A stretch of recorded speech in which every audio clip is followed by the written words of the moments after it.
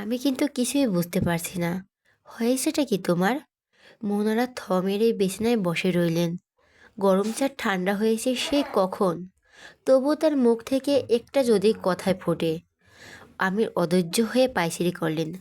বাবা মায়ের পছন্দের বিয়ে করলো বউ প্রেমী সে। বিয়ের দিন থেকে বউয়ের প্রেমে হাবুডুবু খেয়েছেন। এ নিয়ে আত্মীয় স্বজনের কত কথা। বোনেদের টিটকিরি সব হজম করেছেন, কিন্তু বইয়ের পিছু ঘোরা ছাড়েনি। জীবনে কোনোদিন প্রেম করেনি বউকে ভালোবাসবে বলে। সেই অতি আদরের বইয়ের মুখে মেঘ এই বয়সে তার ভালো লাগে? বাসর রাতে মোনারা হাসি দেখেই তো প্রথম বুক কেঁপেছিল। এই যে এখন কেমন গাল ফুলিয়ে বসে আছে, কেমন আজব লাগছে না দেখতে। আমি যেন ফিরে গেলেন সেই সময়টায়। বাড়িতে ফিরতে দেরি করলে মোনারা যেন গাল ফুলাতেন, আর সেই রাগ ভাঙাতে এখন যেই সেই প্রতিচ্ছবি দেখছেন চোখের সামনে। আমির এগিয়ে গেলেন স্ত্রীর দিকে। পাশে বসতে মোনারা ঘুরে বসলেন। আমির চবর্গীয় শব্দ করে বললেন, আহা, না বলে বুঝবো কি করে? করেছিটা কি আমি, বলবে তো? মোনারা আস্তে করে দাঁত চেপে বললেন, কি করেছো তুমি জানো না? সত্যি জানি না মোনা। কোনো সমস্যা? মোনারা তিতিবিরক্ত হয়ে চেয়ে থাকলেন। বললেন, আরুর ভাসুরের সাথে সেজুতির বিয়ে দিতে রাজি হলে কেন? কি ব্যাপার? আমির পাল্টা প্রশ্ন করলেন, কেন? তোমার রুদ্রকে পছন্দ নয়? আমি কি একবারও বলেছি সে কথা? আর আমার পছন্দ দিয়ে কি হবে? তুমি না কিছুদিন আগে বলেছিলে ও ছেলেকে তোমার ভালো লাগেনি। বেয়াদব! তাহলে আজ হঠাৎ চৈতন্য হলো কেন? এক কথায় হ্যাঁ বললে যে? আমির বুঝতে না পেরে বললেন, না বলে দেবতা হলে? মুনারা চোখ পাকালেন। একদম অবশেষনা। তোমার পেটে পেটে আজকাল কি চলছে বলো? কি সন্দেশ পাকাচ্ছ? আমির আকাশ থেকে পড়ার ভান করে বললেন, এসব আবার কি কথা? বাচ্চাদের মতো কথা বলার বয়স আছে তোমার মুনা? আর তোমার আমার রাজি হওয়া নিয়ে সমস্যা হলো? কই, তোমার মেয়ে যে ওই ছেলেকে পছন্দ করে, বিয়ে করতে চাই বলল, তা শুনলে না? তখন তো পাশেই বসেছিল নাকি? ছিলাম, কিন্তু তুমি কি করে এত সহজে রাজি হলে সেটা বলো। এমনকি এই জন্য বড় আপাদের সাথে রাগারাগি হলো, তাও তোমার কোনো হেলদোল নেই। মনে হচ্ছে মেয়ের বিয়ে ঠিক করেই তুমি দারুণ খুশি। খুশি তো, আমি কি বলছি আমি খুশি না? সে যদি ছেলেটাকে ভালোবাসে যেখানে, আমি আপত্তি করার ওরা কষ্ট পেত না? ছেলে মেয়ে দুজন দুজনকে চায়, সেখানে আমি কেন বাধা দিতে যাব? তাই তো রাজি হলাম। মুনারা সন্দেহী চোখে চাইলেন। আমির বললেন, অবশ্য আরেকটা কারণ আছে, সেটা হলো মেয়েদের সুখ। আরু আর সেজুতির যে কি মিল ছোট থেকে, দুটোতেই এক বাড়িতে একসাথে থাকবে, আলাদা হতে হবে না। আমরাও একবারে দুই মেয়েকে দেখব, এসব ভেবেই আমি রাজি হয়েছি। শেষ কথাটায় নরম হলেন মুনারা। কুঁচকে থাকা ভুরু সতেজ হলো। আসলেই তো এই ব্যাপারটা ভাবিনি। সে যদি আর আরিশা দুই ভাইয়ের বউ হচ্ছে, দুজন একই সাথে থাকতে পারবে, এর থেকে আনন্দের কি আছে আর? অবশেষে মোনারা মেনে নিলেন স্বামীর যুক্তি। হাসলেন ঠোঁট প্রসারিত করে। আমি সেই হাসি দেখে নিজেও হাসলেন। মোনারার হাত ধরে মনে মনে বললেন, সুখ পেতে টাকার দরকার মোনা, এটাও আরেকটা কারণ। রাত প্রায় 11টার কাছাকাছি। রফিকের ডিউটি শেষ হলো মাত্র। চিন্তায় ডুবে থাকা রফিক প্রথমে প্রত্যেকটা গারদের তালা পরীক্ষা করলেন, সব ঠিকঠাক লাগানো কিনা। এরপর নিজের চেম্বারে তালা ঝোলালেন। এরপর বের হলেন এসাইলাম ছেড়ে। আপাতত কাজ শেষ তার। হাসপাতালে 24 ঘন্টা সক্রিয় থাকলেও তার ডিউটি এখানেই সমাপ্ত আজকের জন্য। রফিক ক্লান্ত পায়ে হেঁটে পার্কিংয়ের কাছে এলো। এই হাসপাতালের সবথেকে খারাপ দিক হলো আলাদা কোনো পার্কিং লট নেই। মেন গেট ছাড়িয়ে ছিটিয়ে যে যেভাবে পারে গাড়ি রেখে দেয়। রফিক গেট অব্দি এসে নিজের গাড়ি দেখতে পান না কোথাও। চোখ এদিক ওদিক ঘুরিয়ে খুঁজলেন কিছুক্ষণ। ব্যর্থ হয়ে আব্বাসের দিকে এগোলেন। বসে বসে হাতের লাঠিতে ভর দিয়ে ঝিমোচ্ছেন আব্বাস। তার ডিউটি 12টা অবধি। নাইট ডিউটির জন্য অন্য লোক, অথচ এখনই ঘুমে ঢলছে সে। রফিক কর্কশ গলায় ডেকে উঠতেই ধরফর করে দাঁড়িয়ে পড়ল আব্বাস। এখানে তোমাকে ঘুমানোর জন্য রাখা হয়েছে? Sorry sir. আব্বাস মাথা নিচু করল। রফিক বিরক্তি ভাব নিয়ে বলল, আমার গাড়ি দেখছো? এখানেই ছিল না? আব্বাস মাথা ঝাঁকায়। জি স্যার, দেখছি। মেন রোডের দিকে যেতে দেখছি তখন। রফিক চবর্গ শব্দ করল। বিড়বিড় করে ড্রাইভারকে গালিও দিল একটা। ঠিক আছে, তুমি বসো, ঘুমিও না আর। আচ্ছা স্যার। রফিক গেট থেকে বেরিয়ে পকেট থেকে ফোন বার করলো। ড্রাইভারের নম্বরে ডায়াল করতে করতে রাস্তা ধরে এগালো। লোকটা ফোনই ধরছে না রফিকের। মেজাজ সপ্তম আকাশে উঠে গেল। এসাইলাম ছেড়ে অনেকটা পথ এগিয়েছে যখন হুট করে একটা বড় গাড়ি পাশ ঘেঁষে ব্রেক কষল। সিটকে পিছিয়ে গেল রফিক। দাঁত চিবিয়ে বলল, চোখে মাথা খেয়েছিস? গায়ে উঠিয়ে দিবি নাকি? গাড়ি থেকে কারো শব্দ আসে না। কাঁচ ওঠানো থাকায় ভেতরের লোকটাও দেখতে পারল না রফিক। এই গাড়ি আগে দেখেছে বলে মনে নেই। হঠাৎ পেছন থেকে কেউ একজন নাকি রুমাল চেপে ধরল। তরল কিছুর উৎস গন্ধ নাক পিষে গেল রফিকের। বিপদের আপাত দিল স্নায়ুতন্ত্র। রফিক ছোটাছুটি শুরু করলো। পড়ল না। একজন নয়, দুজন মিলে ধরেছে ঠেসে। রফিকের গায়ের জোর নেতিয়ে এলো তরল জিনিসটার গন্ধে। উম শব্দটা কমে গেল। অবচেতন হয়ে ঢলে পড়ল তন্মধ্যে থাকা একটি লোকের গায়ে। দুজন ধরাধরি করে তৎপর গাড়িতে উঠালো রফিককে। মিনিটের মধ্যে ধুলো উড়িয়ে হাওয়া হয় সেটি। রাস্তার আনাচে কানাচে সিসি ক্যামেরা লাগানো নেই। সম্পূর্ণ আটঘাট বেরিয়ে মাঠে নেমেছে এক পাকা খেলোয়াড়। ঘুণাক্ষরে কেউ টের পেল না। রাত দুপুরে রফিকের কিডন্যাপ হওয়া ঘটনাটি। ঢাকা শহরের সব থেকে ব্যস্ত জায়গা পুরান ঢাকা। কোলাহল, যানজট, লোক সমাগম দিক থেকে পিছিয়ে নেই এই স্থান। এইরকম একটা জায়গা দাপিয়ে রাজত্ব চালায় বিশ্ব শেখ মজুমদার। এক কথায় আন্ডারওয়ার্ল্ডের মাফিয়া বলে পরিচিত তার। প্রতি সন্ধ্যায় তার বাগান বাড়িতে বিশেষ ভোজ আসর বসে, যেখানে শরিক থাকেন কত পুলিশের কর্মকর্তারাও। বিশ্ব শেখের নামে থানার প্রতিটি ফাইল জুড়ে থাকলেও মোক্ষম প্রমাণের অভাবে আজ অবধি আইনের আওতায় নিয়ে আসা সম্ভব হয়নি। মহা ধুরন্ধর এই ব্যক্তি। পুরান ঢাকার আস্তানা হলেও ঢাকার প্রায় সব জায়গায় তার দাপট সামন। রুদ্রের গাড়ি এসে বিশ্ব শেখের বাগানের বাড়ির গেটের সামনে থামলো। সন্ধ্যা ভোজ আসর আজকেও বসবে। রুদ্র গাড়ি থেকে নামতেই বিশাল বড় লোহার গেট খুলে দেয় দুজন রক্ষী। রুদ্র তাদের পরিচিত মুখ। রুদ্র পকেটে এক হাত গুজে সোজা সদর দরজা দিকে ভেতরে ঢোকে। বাড়িটার সামনে কোনো গার্ড নেই। অপাত দৃষ্টিতে কারো বোঝার সাধ্য নেই এটা কোনো মাফিয়ার ঘাঁটি। রুদ্র বসার ঘর অবধি আসা মাত্রই ভেতরে অনেক লোক চোখে পড়ে। এরা সবাই বিশ্বশেখের দলের লোক। রুদ্রকে দেখে বিশ্বশেখের ডান হাত ইহতেমাস খুশি মনে এগিয়ে এলো। আরে রুদ্র রওশন যে! এতদিন পর কি মনে করে?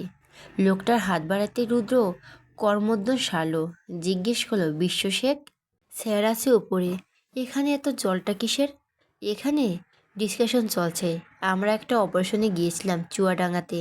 ফিরেছি মাত্র। স্যার নিচে নামলেই ফাইনাল আলোচনা হবে। কিসের অপারেশন? লোকটা হেসে বলল, ডাক্তারি অপারেশন না আবার। ডাক্তার অস্ত্র চালায়, আমাদের কাজও অস্ত্র চালানো, তাই এটার নামও অপারেশন, বুঝলেন? আপনি দাঁড়িয়ে কেন, বসুন। আমি স্যারকে ডাকছি। এই সব আলোচনা পরে হবে, যা কাজ কর নিজেদের। ইস্তিমার কথায় জড়ো হওয়া সব জট আস্তে আস্তে কমে গেল।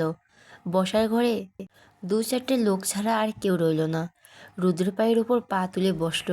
কাজের নির্বাণ একজন লোক এসে অরেঞ্জ জুস আরও কিছু নাস্তা রেখে গেল টেবিলের উপর। ইস্তিয়াম পাশে বসে প্রশ্ন করে, তা হঠাৎ কী কাজে? আবার কাউকে ওড়াতে হবে নাকি? রুদ্রর মুখ শক্ত। না। এর মধ্যে সাদা পাঞ্জাবির হাতটা গোটাতে গোটাতে সিঁড়ি থেকে নেমে এলো বিশ্ব শেখ। লোকটা বয়স 40 ঊর্ধ্ব হলেও বোঝার উপায় নেই শরীরের কারণে। পরেও সবসময় সাদা পোশাক। মুখ দেখে কেউ বুঝবে না দিন দুপুরে মানুষ খুন করার ক্ষমতা রাখে সে। বিশ্ব শেখকে দেখেই ইহিতেমাক উঠে দাঁড়ালো। রুদ্রকে দেখে এক টুকরো হাসি দিল শেখ। রুদ্র উঠে দাঁড়িয়ে এগিয়ে এসে কুলাকুলি করে বলল, অনেকদিন পর এলেন। রুদ্র অল্প হাসল। দরকার ছাড়া এসব এলাকা না আসাই ভালো। বিশ্ব শেখ শব্দ করে হেসে ওঠে। বলুন, বসে কথা বলি। বিশ্ব রুদ্র মুখোমুখি সোফায় বসে নাস্তার ট্রের দিকে ইশারা করে। রুদ্র নাচক করে বলো, এসব পরে হবে। বিশ্ব শেখ কণ্ঠ খাদে নামিয়ে বলো, তবে কি অন্য কিছুর ব্যবস্থা করব? রুদ্র বাঁকা হেসে বলল, ওসবের জন্য রুদ্র রোশন চৌধুরী এত দূর আসার প্রয়োজন পড়ে না মজুমদার। তা বটে। কাজের কথায় আসি। বিশ্ব শেখ মাথা ঝাঁকায়, নিশ্চয়ই। রুদ্র পকেট থেকে একটা সাদা কালো প্রিন্টের ছবি বের করে টেবিলের উপর রাখলো। মোটা কণ্ঠে বলল, একে আমার চাই। বিশ্ব শেখ ছবিটা হাতে উঠালেন। একবার চোখ বুলিয়ে রুদ্র দিক তাকালেন। ভোরু গুটিয়ে বলেন, একে তো আপনার মতো দেখতে অনেকটা। আত্মীয় টাত্মীয় নাকি? রুদ্র হাতের সাথে হাত ঘষে এলোমেলো দৃষ্টি ফেলল দুপাশে। ছোট করে অনীহা কণ্ঠে বলো, আমার বাবা। বিশ্বাসে অবাক হলেন। বাবাকে খুঁজতে চাইছেন? হারিয়ে গেছে নাকি মাকে ফাঁকি দিয়ে গেছে? রুদ্রচূড়া শক্ত হলো আবারও। সোফার সাথে হাত মিলে বলল, অনেক বছর ধরেই তো এই কাজে আছেন মজুমদার। কাজ পেয়েছেন, কাজ করুন। পার্সোনাল ব্যাপার ঘাটাঘাটি করার কী প্রয়োজন? আরে রাখছেন কেন রুদ্র রওশন? আপনি তো আমার মতনই নিজের লোক। আর 7 বছর ধরে দেখছি আপনাকে, তাই একটু কৌতূহলী প্রশ্ন করে ফেললাম। I understand. কাজটা হবে তো? আলবাত হবে। বিশ্বশেখ কোনো কাজ দিলে তার সেটা হয় না, এরকম হয়েছে কখনো? এই লোক দেশের যে প্রান্তে থাকুক খুঁজে বের করে আপনার হাতে তুলে দেব। বিশ্বশেখের দীনকণ্ঠ। রুদ্র সোজা হয়ে বসে বলল, ইনি দেশে নেই, থাকলে আমি এখানেই আসতাম না। বিশ্বশেখ ভুরু গোটালেন। তাহলে? রুদ্র সোজাসাপটা জবাব, সেটা আপনাকে জানতে হবে, তারপর খুঁজে টেনে আনতে হবে এই দেশে। আপনার কালো হাত তো অনেক লম্বা। অসম্ভব হলে বলে মনে হয় না। ভরসা করি আপনাকে। টাকা নিয়ে চিন্তা নেই। কাজ হলে যা চাইবেন দ্বিগুণ দেব। But I want him allowed anyhow. Rudra কঠিন ভাবমূর্তি বিশ্বশেখের মাথা দোলায়। পেয়ে যাবেন, 2 দিন সময় দিন শুধু। ভরসা আছে আপনার ওপর, তার জন্যই তো এলাম। এবার তাহলে উঠি। রুদ্র দাঁড়ালে বিশ্বশেখ উঠে দাঁড়ায়। ভোচা সরে সামিল হবেন না? আমরা ওসব ভালো লাগে না মজুমদার, আপনার এনজয় করুন। আমাকে যেতে হবে। দুজন কর্মোদ্যম সারল। রুদ্র বেরিয়ে গেল। বিশ্বশেখের ছবিটা আরেকবার চোখ বোলায়। পাশ থেকে ইস্তিহাম বলে ওঠে, বস, বাপকে তুলে আনবেন কেন? ঘটনা কি? জানি না। আর তুই এখনো এখানে কেন? সন্ধ্যায় কে কে আসছে তার তালিকা করছিস? এক্ষুনি যা, তাড়াতাড়ি। ইস্তেহাম মাথা নেড়ে যেতে নিলে বলল, আর শোন, বাইরে যে কটা দেশ আমাদের নেটওয়ার্ক আছে সবখানে ছড়িয়ে দে এই ছবি। 2 দিনের মধ্যে এ লোককে হাজির করতে হবে। রুদ্র রোশন মতো ক্লায়েন্টের হাতছাড়া করা বোকামি। কিছুতেই তার ভরসা ভাঙা যাবে না। যা। ওকে বস। লুবনা নিজের কেবিনের জানালা ঘেঁষে দাঁড়িয়ে। হাত পা শক্ত হয়ে আছে বরফের ন্যায়। আইশ্যাডো দেওয়া চোখে টইটুম্বুর জল। কাজল ধুয়ে নেমেছে গালে। টিস্যু দিয়ে বারবার মুছছে। লাভ হচ্ছে না তাও। শেষমেশ এরকম একটা দিন দেখতে হলো যে রুদ্রজন্য গত 2টা বছর ব্যয় করলো। ডিসপ্যারেটলি চাইলো লোকটাকে। পিছন পিছন নির্লজ্জের মতো ঘুরলো। আজ অফিসে ঢুকে কি না তারই বিয়ের মিষ্টি খেতে হলো। এই কষ্ট দুঃখ কিভাবে সইবে এখন? অনিলের প্রতি রাগটা সব থেকে বেশি লাগছিল ওনার। পার্টির দিন থেকে অনিলের সাথে একটা ভালো সম্পর্ক গড়ে উঠেছিল। আর সেই বন্ধুই কি না এরকম করলো? কি করে পারলো ছেলেটা? লুবনা অফিসে ঢুকে দেখলো সবাই হৈ হৈ করে মিষ্টি খাচ্ছে। এক একজনের গুজুর ফুজুর স্বভাব তো আছেই। লুবনা কৌতূহল নিয়ে আশপাশটা দেখতে দেখতে নিজের কেবিনে যাচ্ছিল। অন্য সময় জুনিয়ররা তাকে দাঁড়িয়ে সম্মান দেয়, অথচ আজ আড্ডা ঠাট্টা তবে কেউ লক্ষ্যই করেনি। কিসের এত আনন্দ সবার? হঠাৎ সামনে দাঁড়ালো অনিল। লুবনাকে দেখে কিছু বলতেই হাঁক করলো, আর অমনি একটা আস্ত রসগোল্লা মুখে ঢুকিয়ে দিল অনিল। ভেবাচাকা খেয়ে গেল লুবনা। অনিল আনন্দ গদগদ হয়ে বলল, মিষ্টি খান ম্যাডাম, মিষ্টি। লুবনা খেতে খেতে বলল, কিসের মিষ্টি? তোমার সাথে বিয়ে ঠিক হয়েছে নাকি? অনিল হু হা করে হেসে ওঠে। তারপর আমোদে কণ্ঠে বলে, আরে না না, আমার বিয়েটা নয়। অনিল হা হু করে হেসে ওঠে। তারপর আমোদে কণ্ঠে বলে, আরে না না, আমার বিয়ে নয়, এটা বছরে বিয়ের মিষ্টি। লুবনা চোখ পিটপিট করে বলল, রুদ্র স্যার? জি। গলায় মিষ্টি আটকে গেল লুবনার। ওনার বিয়ে মানে?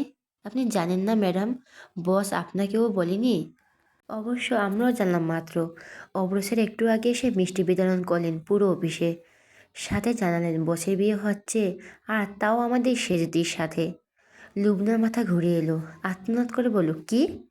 হাতের টিস্যু দিয়ে চোখ মুছে দুমড়ে মুচকে ডাস্টবিনে ফেলে দিল লুবনা। চেয়ার এসে ধপ করে বসলো। দুহাতে ঠেস দিয়ে মাথা চেপে ধরলো। যেই রুদ্রকে পাওয়ার জন্য 2 বছর স্পয়েল করলো, মাঝখান থেকে সেজ দিয়ে সে নিয়ে যাবে তাকে? কদিন এলো মেয়েটা? 6 মাসও হয়নি। রুদ্র এর মধ্যে প্রেমে পড়ে গেল। এতই মজে গেল যে সে যদি বিয়ের কথা ভাবছে। লুবনার সারা শরীর গরম পানির মতো ফুটছে, জ্বালাপোড়া করছে। বিড়বিড় করলো, না না, আমি কিছুতেই আপনাকে অন্য কারো হাতে দেব না রুদ্র। আপনার জীবনে আমি আগে এসেছি, অধিকার আগে আমার। ওই মেয়েটা আমার সমকক্ষ হলে আমি মেনে নিতাম, কিন্তু সে আমার নখের যোগ্য নয়। ওরকম একটা মেয়ের কাছে আমি সঁপে দেবো আপনাকে? কেন? কক্ষনো না। কিন্তু কি করব আমি? লুবনা অস্থিরতা ভেঙ্গিতে উঠে দাঁড়ায়, পায়চারি করে, কিছুতেই কিছু মাথায় আসছে না। ঘড়ির দিক তাকায়, 10টা বাজতে এখনো 10 মিনিট বাকি। রুদ্র আসবে আরও পরে। রুদ্র এলেই বা কী লাভ? সে কি লুবনার ছটফটানি বুঝবে? মেনে নেবে ওর ভালোবাসা? মানবে না। তাহলে কি করবে ও? লুবনার আগে হিসিস করে টেবিলের উপর থাকা সমস্ত জিনিসপত্র হাত দিয়ে ঠেলে ফেলে দিল। সব মেঝেতে পড়ে গড়াগড়ি খেলো। কেন কিছু মাথায় আসছে না কেন? তখন কেবিনে নক করার শব্দ। বাইরে থেকে এলো অনিলের কণ্ঠস্বর। ম্যাডাম, আসবো? অনিল আওয়াজটায় যেন কিছু খুঁজে পেল লোবনা। মনে পড়ল কদিন আগে সেজদির উপর অনিল পড়ে যাওয়ায় রুদ্রর ক্রুদ্ধ চেহারাটা। নিভে যাওয়া চেহারা দপ করে জ্বলে ওঠে লোবনার। পেয়েছে সে, একটা দারুণ বুদ্ধি পেয়েছে। এই আইডিটা কাজে লাগালে রুদ্র সে যদি আলাদা তো হবেই, সাথে রুদ্র কোনোদিন ওর মুখ দেখবে না, নিশ্চিত। লুবনা খুশি খুশি কণ্ঠে বলল, কামিন। সে যদি ওই দিন অফিসে আসেনি, ইচ্ছে করে যায়নি। আরিশের সাথে ফোনে কথা হয়েছিল রাতে, সেখান থেকে পুরো ঘটনার বিশ্লেষণ জেনেছে সে। আর তাহলে রুদ্র আর তার বিয়ে পারিবারিকভাবে একদম পাকাপাকি। কিন্তু আমিরের একটাই কথা, সে যদি অনার্স শেষ হবে তারপর বিয়ে। রুদ্রও মেনে নিয়েছে এই সিদ্ধান্ত। এবার সে যদি মাথায় ঢুকেছে পুরোটা, সাথে পৃথিবীর সমান আনন্দ লাগছে সবাই মেনে নেওয়ায়। এবার বুঝলো রুদ্র এখানেও তো নির্লিপ্ত। কেন এবার এসে থেকে একটা খোঁজ নিল না, ফোনও করলো না? লোকটা ভাবছে পেয়ে গেছি সেজুতিকে। সে যদি নিজে নিজেই মুখ ভাঙায়, এত সহজে ধরা দেব না আপনাকে। এই যে আমার মুড খারাপ করলেন, এবার আর পালা। দেখুন কেমন জ্বালায়। আর এই চিন্তা থেকেই সে যদি অফিস যায়নি, ভেবেছে আরও 2 দিন যাবে না। স্যালারি কাটলে কাটুক, কিন্তু তার একদিনও অনুপস্থিতিতে রুদ্র রেগে মেগে আগুন। বাড়ি থেকে সে যদি চলে এলো, অফিসে তো দেখা হওয়ারই কথা। মেয়েটা তো ফাজলামের জন্য তাও হবে না। রুদ্র ডিরেক্ট বাসায় নোটিশ পাঠিয়ে দিয়েছে সকালে, তাতে লেখা আর একদিন অফিসে কামাই করলে সেজদিকে ছাঁটাই করা হবে। সাথে জরিমানা 10 লাখ টাকা জমা করা তো আছেই। এই নোটিশ আমির বা মোনারা হাতে পড়েনি। ভাগ্য ভালো সেজুতির। সকালবেলা দরজাটা খুলেছিল সেজুতি নিজেই। নোটিশ দেখে তার চোখ মার্বেলের মতো হয়ে যায়। কি ধরিবাস লোক! বিয়ে ঠিক হয়ে গেছে অথচ বসগিরি ফলানো ছাড়বেই না। অগত্যা আজ অফিসে হাজির হলো সেজুতি। রুদ্রর আগে এসেছে সে। মনে মনে নেওয়া সিদ্ধান্ত তখনও অটল। রুদ্রর সাথে কথা সে বলবে না, কিছুতেই না। সে যদি অফিসে ঢুকতেই সবাই তার দিকে তাকালো। যারা সামনে চেয়েছিল তারাও পেছনে ঘুরলো আরেকজনের ডাকে, সাথে মিটি মিটি হাসি। সেজদির অদ্ভুত লাগলো এদের আচরণ। এভাবে তাকাচ্ছে কেন সকলে? আজ ওকে নতুন দেখছে নাকি? আর এরকম হাসছেই বা কেন? অদ্ভুত তো। সে যদি ওসব গায়ে মাখলো না, নিচের দিক চেয়ে সোজা হেঁটে এসে রুদ্র কেবিনে ঢুকবে, হঠাৎ সামনে এসে লোবনা দাঁড়ালো। থেমে গেল সে যদি। মৃদু হেসে সালাম দিল। আসসালামু আলাইকুম ম্যাম। ওয়ালাইকুম সালাম। কেমন আছো সেজুতি? লোবনার কণ্ঠে মধু ধরছে আজ। সেজুতির অবাক লাগলো খানিক। ভালো আছি ম্যাম, আপনি? লোবনা কটমট করে বলল, ভালো। তারপর দুজনের চুপ। লোবনা ঠান্ডা চোখে চেয়ে আছে মুখের দিকে। সেজুতির অস্বস্তি হচ্ছে। লোবনা সরছেই না। সিরিয়াসকে পাশ কাটিয়ে যাবেও বা কে করে? সেজুতি অনেক দ্বিধাদ্বন্দ্ব নিয়ে শোধালো, আমি কি যাব ম্যাম? না, আপনার একটা কাজ আছে। ম্যাম বলছিলেন আপনি আসা মাত্র দেওয়ার জন্য। সে যদি বুঝতে না পেরে বলো, কী কাজ? লুবনা বলো, অফিসের স্টোরুমে কিছু দরকারি ফাইল আছে, ওখান থেকে নীল রঙের ফাইলগুলো বেছে বেছে আনতে হবে আপনাকে। অ্যান্ড দ্যাটস অল আর ভেরি ইম্পর্ট্যান্ট ফাইল। সে যদি ভুরু কুচকায়। এরকম কাজ আজ অবধি তাকে দেওয়া হয়নি। হঠাৎ এরকম একটা কাজের কথা রুদ্র কেন বলল? নাকি কাল অফিসে না আসার শাস্তি? তাই হবে, শয়তান লোক। মনে মনে রুদ্রকে গালি দিয়ে লুবনার দিক তাকালো। লুবনা একবার হাত ঘড়ি দেখে তাড়া দিয়ে বলল, ফার্স্ট সেজুতি, ছেড়ে আসার আগে আনতে হবে ওনার অর্ডার। সেজুতি মাথা ঝাঁকায়। জি, আপনার ব্যাগ ডেস্কে রেখে আসুন যান। স্টোরুম অফিসের এক কোনায়। সেজুতি সব ছাড়িয়ে ছুড়িয়ে রুমের সামনে এলো। পুরো অফিস ঝকঝকে হওয়ায় দরুন স্টোরুমও নোংরা ময়লা নেই বললেই চলে। রুদ্র অলওয়েজ নিড অ্যান্ড ক্লিন হওয়ার অফিসের ক্লিনাররাও সব সময় তটস্থ থাকে এই ব্যাপারে। শুধু ধুলো জমেছে কি না। সে যদি দরজায় তালা পেল না, বাইরে থেকে লাগানো নেই যখন, হয়তো খোলা। হাত দিয়ে ঠেলতে হাঁ করে খুলে গেল। সাথে কেমন শব্দ, ভেতরে ঘুটঘুটে অন্ধকার, হাত খুঁজে পাওয়াও মুশকিল।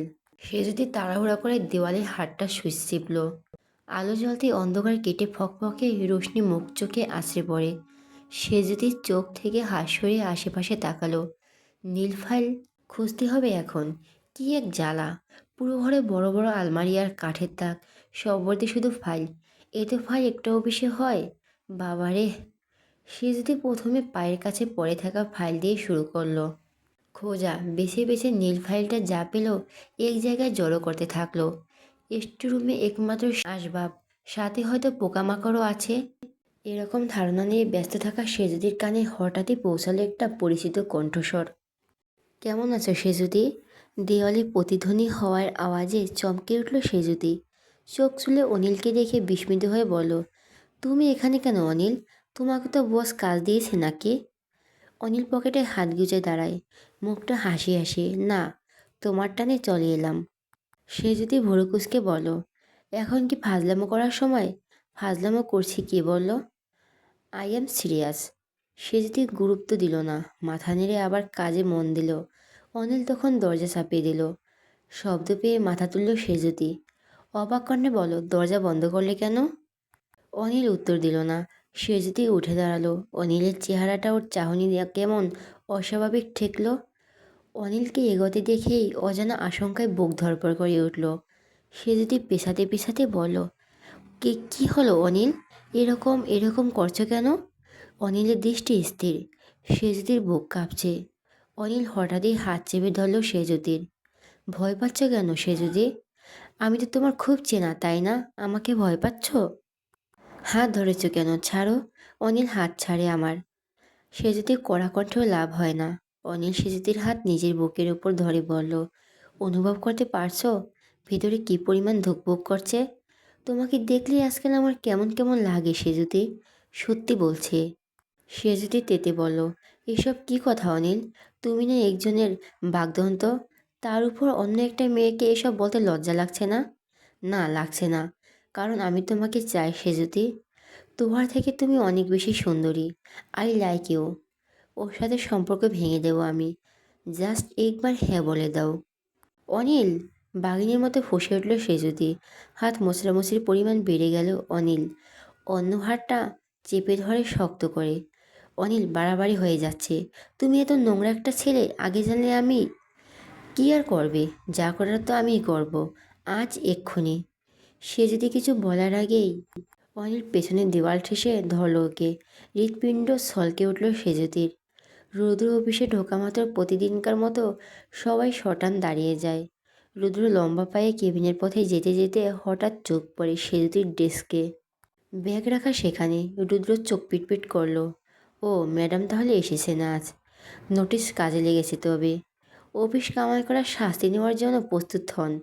উইড বি মিসেস রুদ্র রহসান।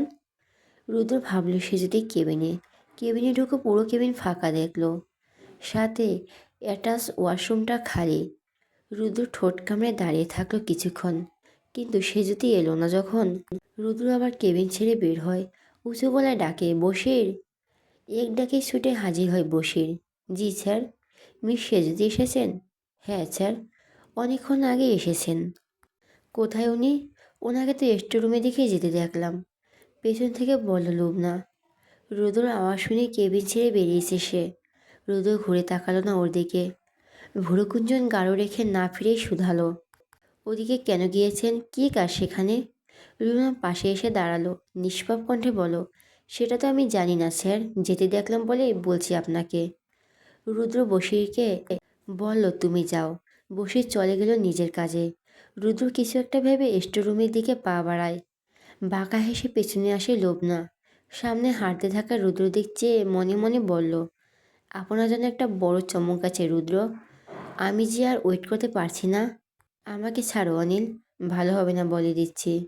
স্যার জানলে কিন্তু আমি তোমাকে চাই সে যদি। সেদিন তোমার সাথে ওই ধাক্কাটা জাস্ট আমার মাথা খারাপ করে দিয়েছে। আই ওয়ান্ট ওই ব্যাডলি নাও। কেন কিছু জানতে পারবে না। আমাকে যা হবে শুধু আমাদের মধ্যে থাকবে। বিশ্বাস করো, একবার আমাকে মেনে নিয়ে দেখো। অনিল সরে দাঁড়ালো আমার থেকে। হাত ছাড়ো আমার। দেওয়াল চেপে ধরা সেজদির ছটপটানি অনিলের শক্তির কাছে কুলাচ্ছে না। একদম ঘনিষ্ঠ হয়ে দাঁড়িয়ে আছে। অনিল জঘন্য অনুভূতি হচ্ছে সেজদির শরীরে। রি করছে, ভয়ে ঘাম ছুটে গিয়েছে। মোছড়ামুছড়ি কোনো কাজেই দিচ্ছে না। অনিল একরকম করছে কেন আজ? অতি এরকম নয়। সেজদির কান্না পাচ্ছে খুব। রুদ্রকে মনে পড়ছে। অনিল কি খারাপ কিছু করতে চলছে তার সাথে? অনিল সেজদির দুহাত এক হাত দিয়ে চেপে ধরেছে, অন্য হাত দিয়ে আচমকা গাল চেপেই ধরতেই সেজদির ভেতরটা কেঁপে ওঠে। অনিল বা হাতের আঙুলে সেজদির ঠোঁটে সিলাইট করতেই সেজদি মুখ সরিয়ে নিল। অনিল আবার চেপে ধরে নিজের দিক ফেরালো। ঠোঁট দুটো এগিয়ে নিতে যাবে, এরই মধ্যে স্টোরুমের দরজা খুলে যায়।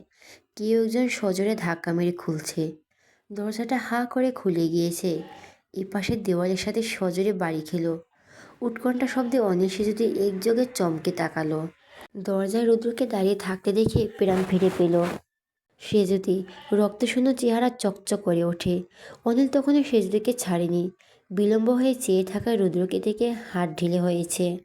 কেবল সেজদি অনিলের বুকে এক ধাক্কা মেরে ওকে সরিয়ে দিল। ছুটে রুদ্রর কাছে এসে কিছু বলবে, এর আগে লোভনা বিস্ময়ের ভান করে বলল, আপনারা দুজন এভাবে এখানে কি করছেন? সেজুতি, ছি ছি, এসব কি? স্যার, আপনার অফিসের স্টোররুমে এসব অবৈধ লীলাখেলা চলছে আজকাল? এটাই বুঝি দেখার বাকি ছিল। সেজুতির কান ঝাঁকিয়ে ওঠে। ফ্যাকাশে মুখে রুদ্র দিক ফেরে। রুদ্র শক্ত চোয়াল, ফুলে ওঠা নাক, নীলাভ কপালের পাটা, মুষ্টিবদ্ধ হাত দেখে ভেতরটা থরথর করে কাঁপে। রুদ্র নিশ্চল চোখে চেয়ে আছে। অবিশ্বাস্য দৃষ্টি। সেজদির ভয় হয়, রুদ্র তাকে বিশ্বাস করবে তো? রুদ্রের শক্ত হাতের ঘষিতে ফ্লোরে ছিটকে পড়ল অনিল। ঝড়ের গতিতে তার কলার তুলে দাঁড় করালো রুদ্র। গলগল করে নাক ফেটে রক্ত ঝরছে। দেখে দরজায় দাঁড়ানো লোকনাথ থরথর করে কেঁপে ওঠে। রুদ্র পরপর আরও ঘুষি মারল অনিলের চোয়ালে। পাতলা গরমে ছেলেটি টিকে থাকতে না পেরে আবার উল্টো পড়ে। রুদ্র ফের ওঠায়। লোকনাথ পিঠ সেটে গিয়েছে দেওয়ালে।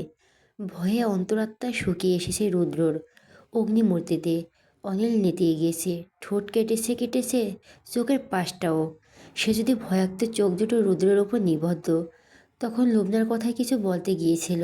সে উদ্গিনী হয়ে বোঝাতে চেয়েছিল রুদ্রকে, জানতে চাইল আসল ঘটনা।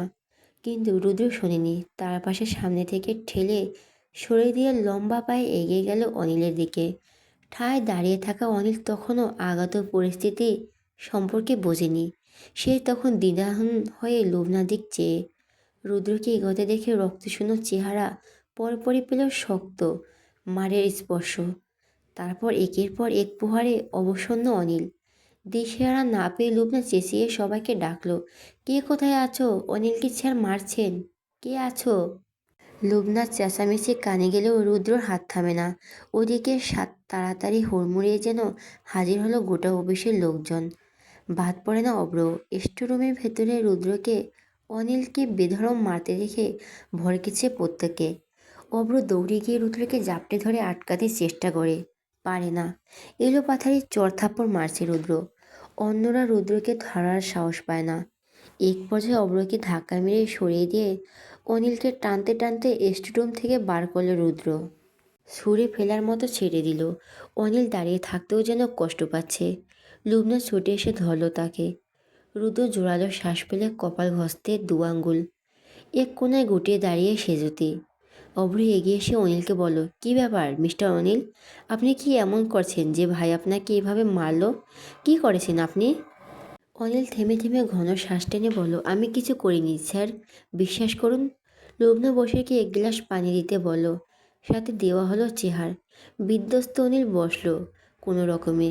এক চুমুকে পুরো গ্লাস পানি খালি করতে অব্র ফের শোধায়, আপনি যদি কিছু নাই করে থাকেন তাহলে শুধু শুধু গায়ে হাত তোলার লোক আমার ভাই নয়। রুদ্র দাঁত পিষে বলো, এত কথা বলার দরকার নেই। আজকেই যেন এই অফিস থেকে ওর শেষ দিন হয়। অনিল আটকে উঠল চাকরি খোয়ানোর কথা শুনে। বড় বড় চোখে লুবনার দিকে তাকায়। লুবনা রুদ্রকে বলো, এটা আপনার কেমন বিচার স্যার? দোষ তো একা অনিল করেনি, সে যদিও করেছে। শাস্তি অনিল একা কেন পাবে তাহলে? অবসর বাকিরা মাথা মুন্ডু বুঝছে না এসবের। সে যদি কি করেছে? ভাই, কি করেছে সে যদি?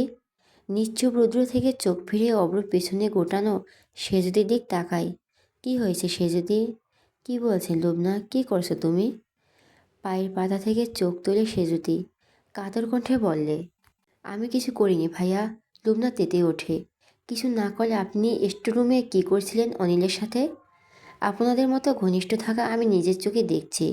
একটা মেয়ে আর একটা ছেলে বদ্ধ রুমে ওভাবে কি করতে পারে আমরা বুঝি না, বুঝেছেন সেজুতি?